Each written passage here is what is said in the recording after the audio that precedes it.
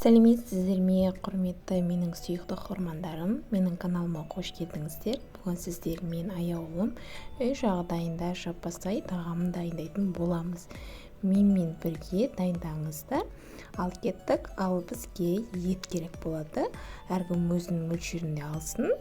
Бізге адам саны аз болғандықтан мен азғантай алдым. Осылай етті бәрін 4 бұрышты турап аламыз. Видеода қалай көрсетілгендей бәрін солай жасасаңыздар, дәл менікіндей шығады.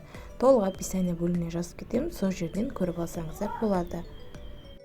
Енді бізге пияз жақсылап турап болған соң, енді екінші пиязды тураймыз. Бір ұштық жетеді.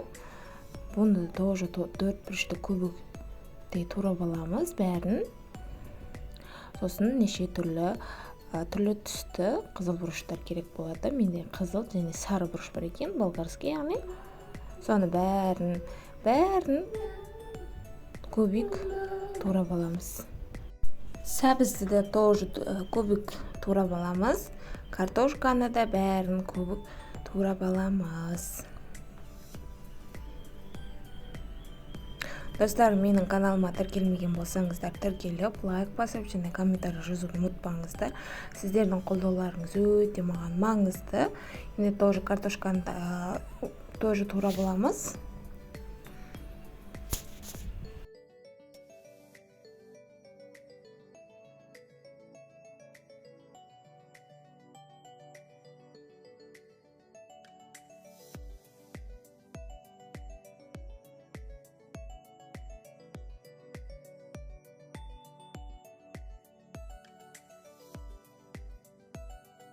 Қазанға май құйып, енді етімізді салып, жақсылап қызартып қуырып алатын боламыз.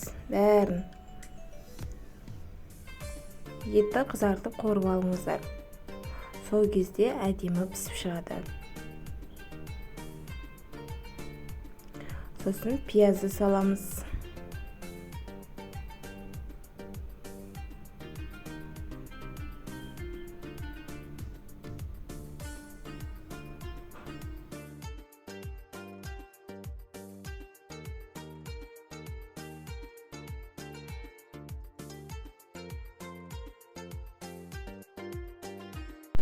Пиязбен енді түрлі түсті болгарскийлерімізді салып аламыз. Оны да жақсылап араластырып, шамалы қызарғанша қуыратын боламыз. Тұз және адам дөшті салып, сәбізді саламыз.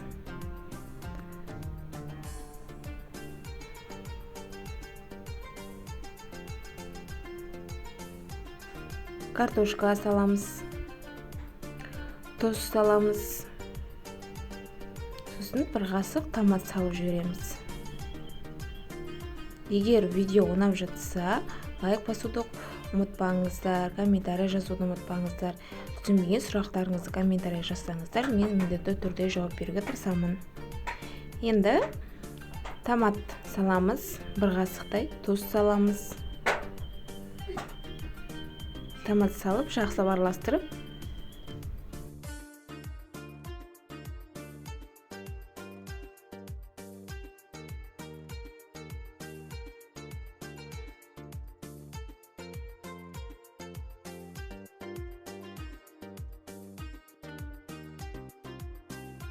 бір кеседе су құятын боламыз. Менде шамалы аз қойған екен, тағын қостым. Енді астын орташа алауға қойып, қайнатып аламыз. Енді оның үшін қамырына кірісеміз. Бізге енді бір қасық мұздай су, ішіне тұз салып, қатылау, кәдімгі мантының қамыр сияқты илейміз.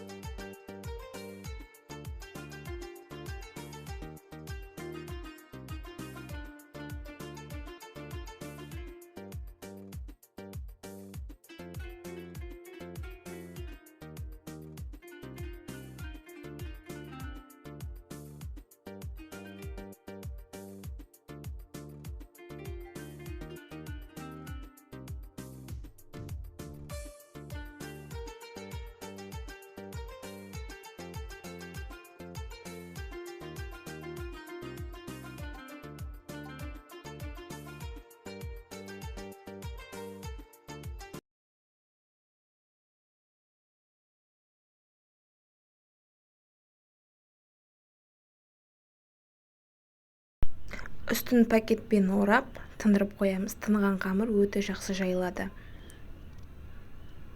Енді қолымызбен зуала қылып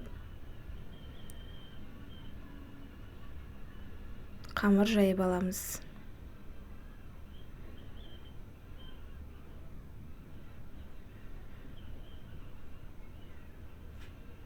Қаттылау болғаны жақсы, сонда езіліп кетпейді.